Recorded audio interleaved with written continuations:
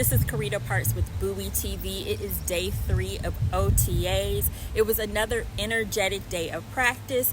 One of the biggest differences from day 2 is that many of the veterans that were present on day 2 were not present on day 3. That includes wide receiver Rashad Bateman, wide receiver Zay Flowers, quarterback Lamar Jackson, Brandon Stevens, and Odafe Owe, just to name a few. Since these are voluntary workouts, I'm sure we'll see those guys on and off throughout OTAs as they manage their bodies and easing back into the season.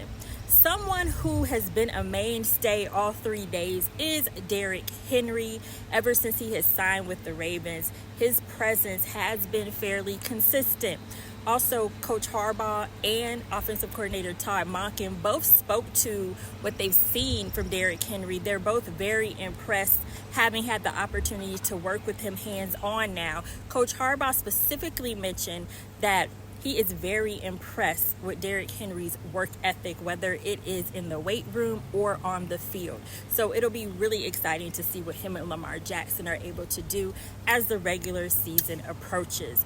After practice, we had an opportunity to catch up with offensive coordinator Todd Monken for the first time since the AFC Championship game. Of course, he said there are regrets and there are things that they could have done better, but it's now time to focus on the upcoming season. He also mentioned that he is very impressed with Devontae Walker and his ability to be a quick learner. As you know, Walker was drafted for the Ravens in the offseason, so this is his first time having an opportunity to work hands-on with Walker. Additionally, I asked Coach Monken about Lamar Jackson's weight loss. Jackson said that he lost weight so that he could be more agile, and Todd Monken said to him Lamar Jackson was always agile, but he's very happy for him that he's lost some pounds and that is something that will motivate him as he goes into the regular season, I should say. We also talked to new defensive coordinator Zach Orr. The main storyline with him is just adjusting to his new position with the Ravens, but he seems to, as Kyle Hamilton said yesterday, feel like it's been a pretty seamless process. The biggest change has been having to calm himself down and not celebrate as much because he's responsible for calling all of the plays. But otherwise, he feels like being a part of the Ravens organization, he's had an opportunity to learn from some greats, including Mike McDonald and Wink Martindale, and that he feels very equipped to lead the defense this season. Last but not least, we talked to special teams coordinator Chris Horton, who said right now they are working on how they're going to adjust to the new kickoff rules. They're very excited about the opportunity that lies ahead with that, but it's going to take some adjustment, and they'll continue to workshop that throughout OTAs, training camp, and moving forward. This is Carita Parks with Bowie TV. Be sure to follow us for all of your Ravens coverage, and we'll be back next week with more from OTAs.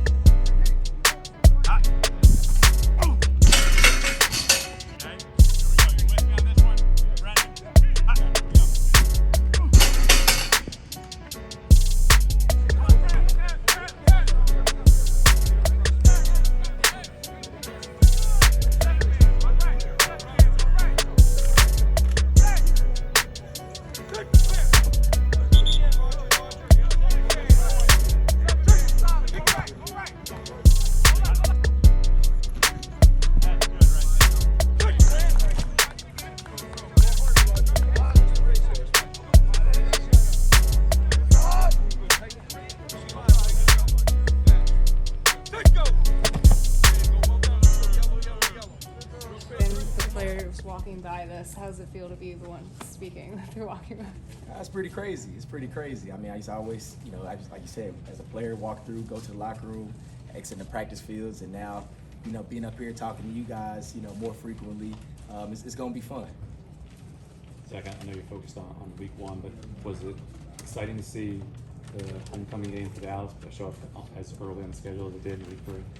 Oh man, yeah, it was exciting. It was exciting. I mean, just for opportunity I got a lot of family and friends who are big Baltimore Ravens fans for the last, 10, 11 years. So just an opportunity for those guys to come to the game and get a chance to go back home and see them. I don't get a chance to see a lot of family, especially during the season. So yeah, I was definitely excited that it is going to happen a little early. Zach, a lot of guys, Kyle Hamilton yesterday talked about how they developed a relationship with you, even that position coach. How has it helped you as a defensive coordinator sort of seeing what's transition to coaching these guys?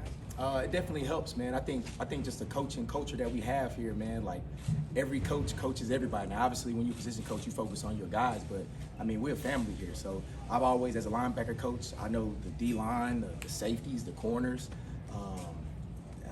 the offensive guys. We all got a great relationship. We move on one accord. So that's definitely easier once you have that relationship. They know what type of man you are, what type of coach you are. It's easier for that transition to happen. Zach, when you look at the defense and just even in terms of the scheme or even terminology, when you have so many guys leave and some of these guys stay in the division, coaches have gone to teams that you guys may have on your schedule, how much do you feel like you have to change and how much can you keep the same? Man, I don't think you have to change the language much at all. I mean, like I said, we've been building this system for a long, long time. I mean, since 2018, and the people that were here that are at other places, they'll tell you it's like the game plan gonna change week to week. So based off what you do is basically how we're gonna play you. So I don't really think that's an advantage or something that we think about a lot. We just gonna do what we do and play how we play. Zach, with the play calling, how comfortable do you feel a few practices in now calling plays? And how did you practice before practices started calling plays? It's taking it day by day. You definitely get more comfortable. I think Coach does a great job. Coach Harbaugh does a great job of putting us in these game-like situations, even as play callers and as coaches. I mean, we always do move the ball. We do call it periods where there is no script. You have to call it and you have to think on the fly and use your play calling sheet.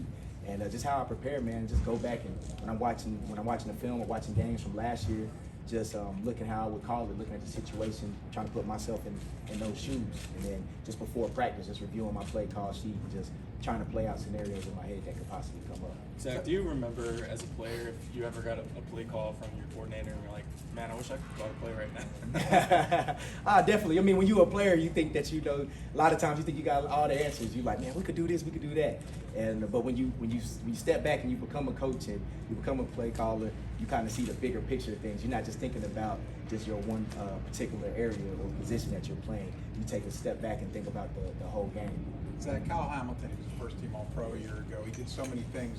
What is his next step? Do you have him do more? Do you have him more deep this year? How do you deploy him? I mean, man, Kyle Hamilton, the ultimate chess piece, man. I think he's one of the top players in the league.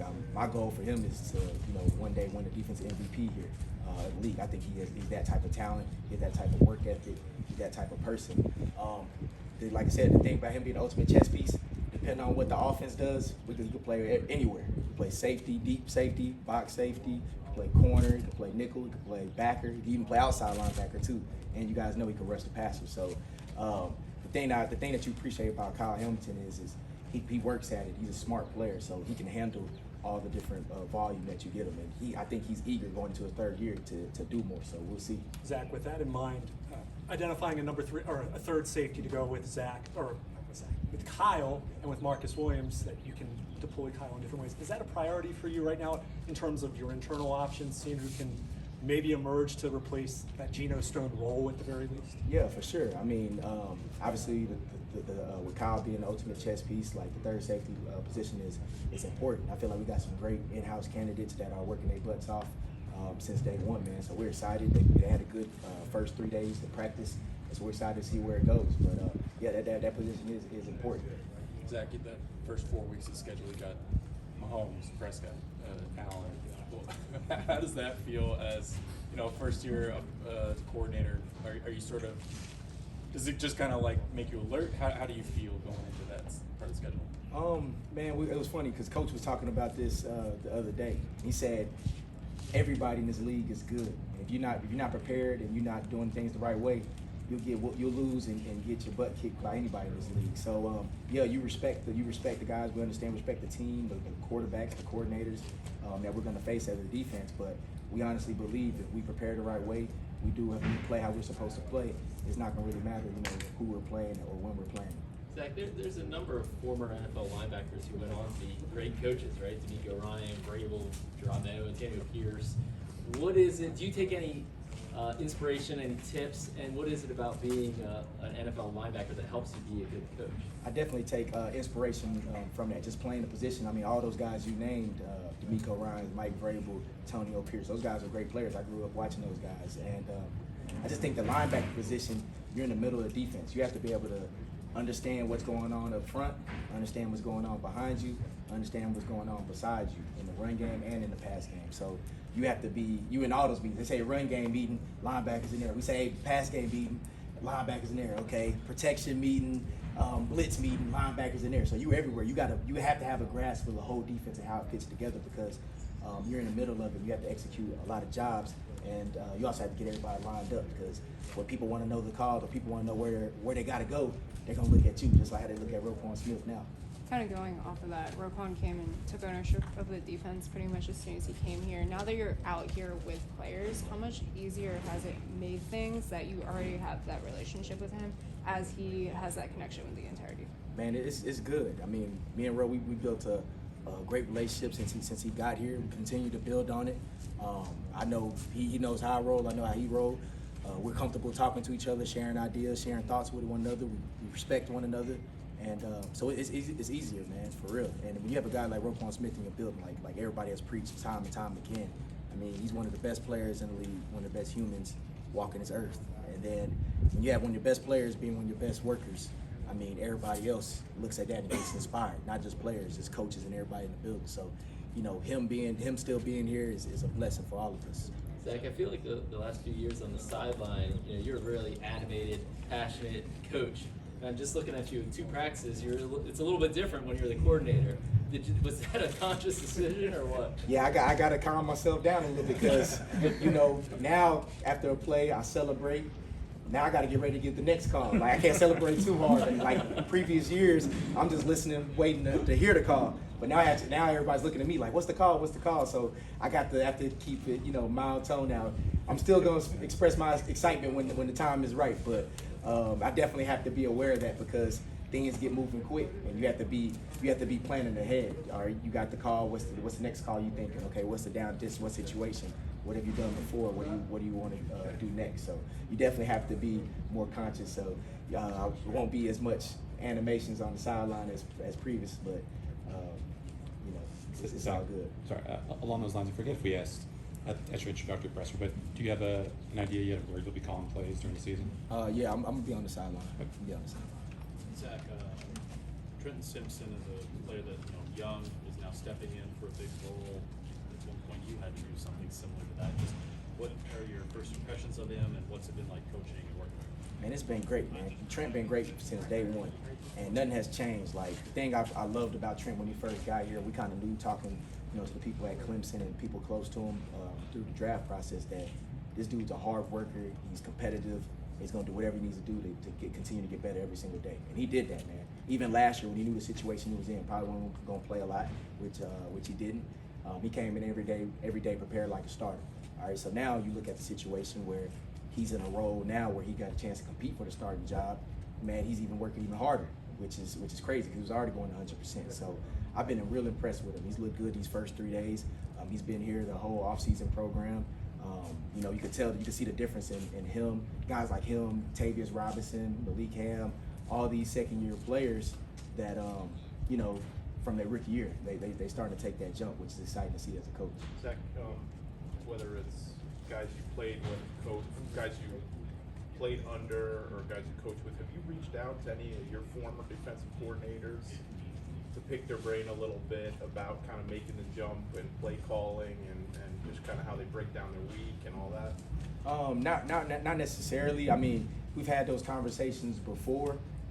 Honestly, we haven't really had much time really to sit down. Now, some of the casual conversations have happened maybe at like the combine, but not nothing too in depth. Like I said, I think the good thing about it is just relationship that I've had with obviously Mike McDonald, Wink when he was here when I was working, and even DP. I got an inside look to see like how they broke the game down, all in their own different way. You know, how they saw the game, how they thought about calling it, and how they broke down their call sheet. So just took those nuggets from those guys and tried to mix it in with my thoughts. Like, what's been your observations of Nate now that you've had an opportunity to work with him a little more? Man, I'm excited about Nate, man. Nate's a hard worker. He's great in the classroom. He's a real smart football player, and then the athletic ability speaks for itself. Like, obviously, he's still young. He's still got a lot to learn and a lot to work on, but if he continues to work hard like how he's working in the classroom and on the field, I'm really excited about what he's going to be able to do for us this year. Year two, can you talk a little bit about what are some of the scheme changes that you want to make and how you want this offense to evolve? Well, I think we want to streamline. We want to make it better for all of our players, Lamar especially, and streamline it in a way that we become more consistent offense. And everybody's striving for that. I thought there was a lot of really good things from last year. We can certainly strive to be more consistent. Certainly start faster. We've got to work to start faster. I think that's inevitable. But year two, we should be able to do that. Todd, it's the first time we got a chance to talk to you since the AFC Championship game. When you look back at that game, do you have any regrets about the way you guys went offensively? Obviously. I mean, I try not to look back. I appreciate that. But it is what it is. We didn't play well enough. Didn't coach well enough. Didn't execute at a high level, and that starts with me. I mean, that's the way it goes. I mean, certainly we could have run the ball better, could have executed better, not turn the ball over. But that's what you do. The only way you look back is to learn and get better. What didn't we do well? What was the plan we initially went in with? Was it execution, or did we not stick with the plan? That's part of it. Just like it would have been, just like it was the week before. Just like it was the week before that. It just happened to be that. And it's disappointed, but it's on to 2024. Sorry to linger on this a moment, but I think John said at the time that, a lot of folks looked at the rushing attempts in the second half. I think there were 6, and John said somewhat dictated by the terms of the game. Is that kind of what you see looking back on it? Somewhat. I mean, if you said, well, the rushing attempts were by the backs. It wasn't just complete. I mean, Zay Flowers had a couple, and Lamar did. So I'm not trying to justify the shit. I promise you that. I'm not. I'm just saying in general we needed to run the ball better, and we didn't. I mean, that's a fact. I mean, we didn't. You can't control the game if you can't run the football, and then not execute at a high level when it presents itself. And there were moments in the game we did, but not enough. And second half needed to run the ball better, but we did give ourselves an opportunity in the second half. That's looking at it. That I don't regret, because we did give ourselves a chance in the second half. We got down the red zone. We did move it, but we got to run the ball better. We got to attack them the way we plan to attack them, and I got to do a better job. That's the way it is. I mean, that's what I'm paid to do, and that is do it against the best. When it counts. That's it. How does Derek? Oh, sorry. No, it's okay.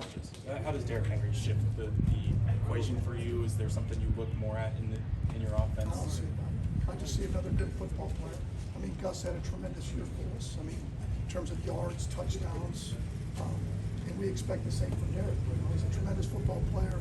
He's been great. He's been here a whole off season, and doesn't really change anything per se. Because to me, he's a really versatile player. I mean, not only running the ball, but getting the ball in space, and throwing him the ball, and getting him out on the perimeter, and see if some of your defensive backs can tackle him. So that's why we're doing this now. That's why we're here now. To work through that and see what we have. Because no one here has worked with it. So now we're just seeing what that is and giving him those opportunities. Todd, I know you're saying you don't think you have to change a lot for Derek. In terms of formation-wise, do you expect to maybe be more? A lot of talk has been how he's been a lot in a lot of under center formations. Do you expect to do that a lot more? I mean, we'll see. I mean, it's we were under center some this year, and we already done some, and I expect to be the same going forward, depending on where we go from here. Do I think that's what they did? Yes, but we're not them, if that makes sense. Like with having Lamar, is that always advantageous to us to be under center? Probably not. Is there something to that? Yes. So we'll try to do the best we can to balance the two. Because you're right, there is a lot of good looks at him playing at the dot, under center. Todd, I know Eric and John were very excited about getting Tez Walker. What are your early impressions of him? What are your hopes for him? What did you think from what you'd seen of his? Quick learner. Okay, let's start with that. So that's impressive, to show up and be able to play multiple spots. And it's not just knowing your assignment, but I think he's done a great job of executing a technique. That makes sense because there's nuances with routes. It's not just a drawing. There's other nuances with coverage and adjustments. That was something I wasn't expecting. So that was what I'm excited about. And obviously his speed shows up and his length. So that's been exciting, and I will just continue to work with him. And that's what you do with your young players. And this is a great time to develop. And that's what you love about this time of year is because once you get after a couple weeks, even in the preseason, it's go time. Now it's who are we, who plays. But at this point, how do we develop them, our skills, and then how do we drill it to get the most out of our players and create the best version of them. Todd, Do you think as a go ahead, Cordell. at the end of the season, John Harbaugh talked about you guys have went back to the drawing board trying to, continue to advance this offense. How much of this offseason was put into the trying to get the most out of Isaiah Likely and Mark Andrews? Well, everything was going back to the drawing board to say who we want to be moving forward, offensively. And that is what you do every year, but even more importantly after your first year, because there's always things you look back and go, all right, we put that in, and now that we look at it, hey, let's go this direction, let's do this, let's move in these certain directions we want to go. But certainly, with the way Isaiah Likely came on and having Mark, Pat Ricard, the wideouts we do have tremendous skills, so it's how do we utilize each player and their elite skill set. What is that? How can we utilize that? So that has been a big part of the offseason with those guys. And how do we get them when and how on the field that allows us to be very consistent on offense and score touchdowns. That's it. How do you feel like you guys as a whole need to do a better job getting shot bait and more involved? Oh, for sure. Last year was interesting in the fact that we had Odell. And at the beginning, Bate had missed all season. Then he missed some of fall camp. So is he going to be healthy? So put Odell at X, And then beginning of the year, Bateman gets kind of banged up a little bit, so does Odell. So here you are, beginning of the year, but they're already in the season. So now we certainly could have done a better job of moving them around for sure. And but as the year went on, Rashad really came on. And I've seen tremendous growth. But again, growth is just because he didn't have an off season last year in my mind. I didn't see that. But I expect a tremendous year on him. We certainly could have found a way to give him the ball more. But, that's a good thing because last year we did have Mark. Then we had, say, Likely. Then we've got, say, Flowers. And then you've got Odell. And after a while, then you're winning games. So you're running the ball. So why does Gus Edwards have all those touchdowns? Where are the rushing yards? Well, you're winning games, and that's part of it. So when that happens and you have a lot of skill players, it's going to come that way. Like, why didn't he get more touches? Well, because he touched it. And why did he? Well, Justice did. So that's a good problem to have. It really is. Or Lamar took off and ran. All those things that we're lucky to have, and we continue to have great skill players. You lose a lot of experience up front from last year. You guys rotated in Daniel and Ben a lot last year, and obviously had some injuries to some of the guys who've left. But what do you kind of feel like is the biggest gap that you'll need to cover from the guys you lost from last year and how well that line played last year? Well, you're right. We did rotate those guys, which was invaluable experience, because you have game tape, not just preseason tape, but against frontline starters of how they played. And it's easy to show them on tape where they need to improve, where that is. It's not third quarter of the first preseason game. It's against the best in the world. And so you do have some tape to go back and look. And again, we're in the development business. That's why you draft players. That's why they keep coming up and developing. When you look at the left guard situation here, we end up with, I think his name was Powers, who was here and developed, and he went on. And then you get John Simpson, and you develop him, and then you feel good enough that they went on to make money somewhere else because you developed them. So that's what we're in the development business right now with Ben, and you've got some of the young guys that we drafted a year ago, like Big Sol and Maurice, and you've got Daniel. All those guys are getting invaluable reps now, and obviously once we put the pads on for them, where it'll really be critical, right? You put the pads on, we get a chance to play in the preseason, and then you can assess, hey, as they keep developing, what are their strengths? What do we need to continue to work on? And they're doing a great job now, and I expect them to play at a really high level. I really do. Are you looking, just to follow up on that a little bit, are you looking for maybe a little more athletic of an offensive line? I mean, you always want physicality, you want to run the football, but with more zone, maybe the natural progression from what these guys did a couple years ago offensively to where you are now? Oh, I don't know. I mean, it's so hard to say that because everybody's looking for the same guys, right? Big, smart, physical, athletic. Like, okay, and then at that point when you're drafting, it's like, well, let's just take the best player. Like it's football. We have to run more gaps, keep doing gaps, run outside zone, inside zone. Hey, it's like tight end. Like, all right, if we don't have this guy, we have that guy. Let's try to fit the pieces where they may be. Certainly, would you like to have athletic? I mean, for sure. But when you have like Ben and you have like Daniel, you have some bigger guys. Well, then we might have to run more power. We might have to give more gaps, and then play to whoever our strengths are, the players that we have. With Derrick Henry, I mean, when he's healthy, he's a guy that gets pretty much average like 300 carries per season. With him getting up in that age, that 30 year, do you think you have to manage his workload, or do you kind of expect him to take his usual workload for the career? Well, I know this. If he carries it 300 times, we're having a hell of a year. I can tell you that. It means we're running it a lot, right? It means that's we're up in games, right? We want him to finish. We want him to be the closer, right? First and foremost, like every player, we want him to make it through the season. It's a long season, 17 games. You've got a bye week in there, and then you go from there. So we'll see how that goes. I mean, he's been so durable.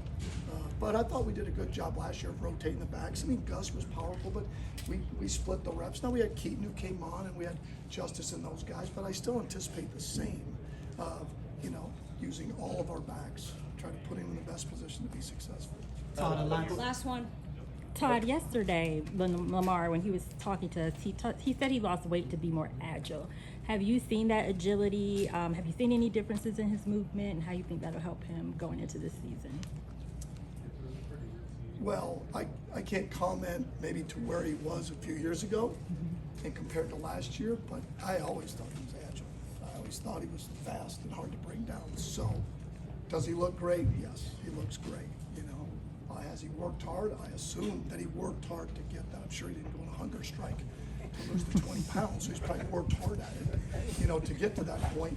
So, I'm excited, for him. He's motivated. He looks great. We're all motivated. It is what it is. I mean, it's disappointing, but it's on to 2024, and I'm jacked. I'm fired up for where we're headed. We've had a great off season, and every day we get to come out here with our guys, man, is awesome. Thank you, Coach. We've had 3 really good days of OTAs with our veteran guys and our young guys, and really, guys, we're just getting back into the swing of this thing. We're just, we're figuring out some new things, obviously with the kickoff and kickoff return, and then we're trying to really just evaluate our players, the rookies, and then our veteran guys. I use this time as a lot of just skills and drills to set the foundation for when we move further down the line, we can do a couple more things. Questions? Chris, do you have to do more reps with kickoffs and stuff than you normally do in a practice, just to kind of get used to it because it's a new play? Yeah, I think the way the play is set up, honestly, when they designed it, they've taken out a lot of the running, right, from the 35-yard line. So it honestly allows you to get more reps, and then you get an idea of kind of what the play looks like. I mean, you're really asking guys to run anywhere from 20 to 25 yards, before they actually make contact with the return. So those are some things that we're still figuring out. And you guys know us. We're gonna practice fast, and the more reps we can get of the play, the more understanding we get of how we're gonna build this thing and kind of how we're gonna put it together. Is it kind of a game changer? I mean, do you in a way start from scratch and devising how you want to play it?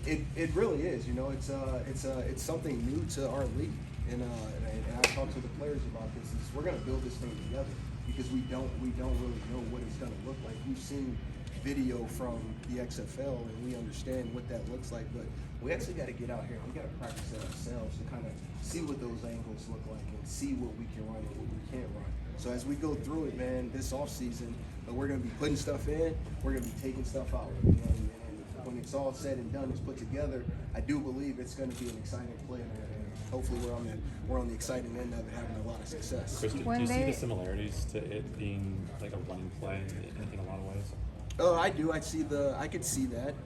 You know, it is a lot of close quarters, combat type things. But I think all in all, the play is set up. It's still going to be it's still going to be a physical play. It's still going to be a guy whooping the guy's butt across from him, right, and getting to the football. So I do see that being able, like, are we hitting more downhill? You know, honestly, we don't know yet, but we're going to practice a lot of different things this offseason and into training camp. Go ahead. Oh, I was going to say, it sounds like you're still experimenting, but based on the film you've seen, is there sort of a standard school of thought for how this play should operate, or is it still very in an experimental stage where nobody has a best practice? Oh, I think it's still kind of an experiment because you really don't know what you're getting until you get out there and you put the guys in those situations, right? Yesterday was the first time we were able to get 11 on 11 just because of the way the rules are set up, right? So we can work all the drills in the football schools and the kickoff coverage drills, but until you can get 11 guys out there against 11 on 11 and really see and feel the play and being out there, and then you ask the players, right? How do you feel? How does that feel? If we want you to do this, can you do that? And they're like, coach, well then we keep working those things. When they proposed the new kickoff rules, I know John Harbaugh asked a ton of questions. What were the conversations like during that time between you two, and how much has he been jumping in now that you guys are workshopping stuff? I think the conversations once we realized this thing was gonna happen, and I think as the year went on last year, it was more, man, it's like we need to make this play exciting again, and there's ways, just looking at how this play is gonna evolve, there's ways that make the play exciting and get the ball in your returner's hands and let those guys work. But our conversations were we just gotta adjust and we gotta adapt to whatever the standards are, whatever the rules are gonna be, because I know our guys feel pretty good about, man, we get to cover kicks, we get to return the ball again. Those are some things that were lost over the last couple of years. Chris, do you feel like might be more conducive covering kicks for linebackers or DBs, like smaller DBs? Is it a different body type you kind of have to emphasize now on kick coverage? Yeah, I think Jeff, the guys that originally you wouldn't probably necessarily put out there because of the long speed running, that stuff's kind of dead now, right? It's a little bit closer. So again, we're asking guys to really, that's like when you think about it, it's like almost like a defense and offensive play, right? They're within 5 yards apart from each other. So I could see us using a lot of our bigger outside linebackers on this field because they're good with hand-to-hand combat. They're physical players. So we're gonna experiment with all these different things as we move forward this offseason. Chris, is the list of kind of candidates for that spot guys with return experience, or could there be some surprise guys who have that open field ability that maybe we wouldn't normally associate with that spot? I think we'll see the same guys that return in this league. Obviously, it's going to be first and foremost, man. You guys, I talk about it all the time, like ball security and great decisions. But I do think it's going to be, some teams are going to only have. I mean, at the end of the day, we're only going to get what we can get personnel-wise, right, throughout the league. And so whoever that player is and how we feel about him returning the ball, I think our schemes will match that returner skill set, just like we've done in the past. So probably no Zay, probably no Derrick Henry. I can almost guarantee those. Chris, along those lines, you guys did bring in Deontay Hardy this offseason. We haven't seen him this week, but what did you like about him, and what do you think he can bring, especially knowing replacing Duvernay back there? I think this guy, man, he's a legend, right? He's been a Pro Bowl player. He's been an All-Pro player, and when he was sitting there and his name came up, it was just like, oh man, this is like we lost our guy.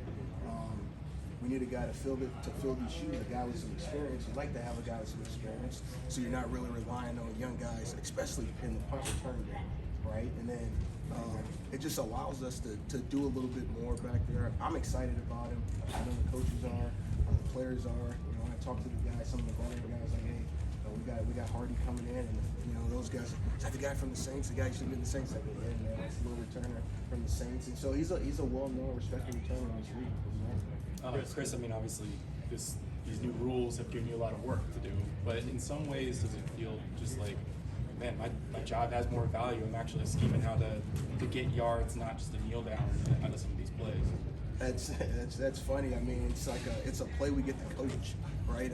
I think like we spent a lot of time out here on Wednesdays working kickoff return, and I'm screaming, and then you get in the game, and then the fair catch rule is in, right? Or the ball's kicked in the end zone, and there's not being returned. So you come back in the meeting, and you're grading 7 plays, 4 punts and 3 punt returns, and you're just like, man, I really want to coach this thing. So it does give us a little bit more life, and I think our players want more football, right? And our players, I said this last year, man, our players live for covering kicks, and I think we'll cover kicks and we'll return kicks, and we'll be pretty good at it. But I am fired up, man. I told these guys as I was walking up, if you don't adapt, you die. So I love my job. I love coaching special teams, so I want to make sure we keep this going. Chris, a guy that both Harbaugh and Costa said they wanted to see fly around on special teams was Kane. Just what are your first impressions of him? What have you seen out of him? Just a young guy right now. Just trying to figure out our process, right? We do a lot, we demand a lot. The standard is high, and he's working his way, just like a lot of these young guys. These drafted players, undrafted players, man, they're just trying to find their role, and then they sit down with us, and we kind of help them identify. Okay, here's where you're going to play. Here's what we need to see from you. And let's get this done. But I love his mindset. He is a guy that's very attentive in meetings. That's the one thing I can tell you about this whole rookie class. And these guys they're active in meetings. They communicate, and then when they come on the field, you see those things displayed. So I'm excited for them. Did you have any conversations with Justin Tucker after the new kickoff rule, and what was kind of his reaction? We're still going through that process with Justin, and then as we get into our kickoff part of it, which we'll start again next week. We'll just keep talking and trying to do a bunch of different things, see what benefits him. I mean, he's a skilled kicker, right? So I think kickers with skill will be able to place the ball in certain spots and maybe give you an advantage. So we're going to be working on those things.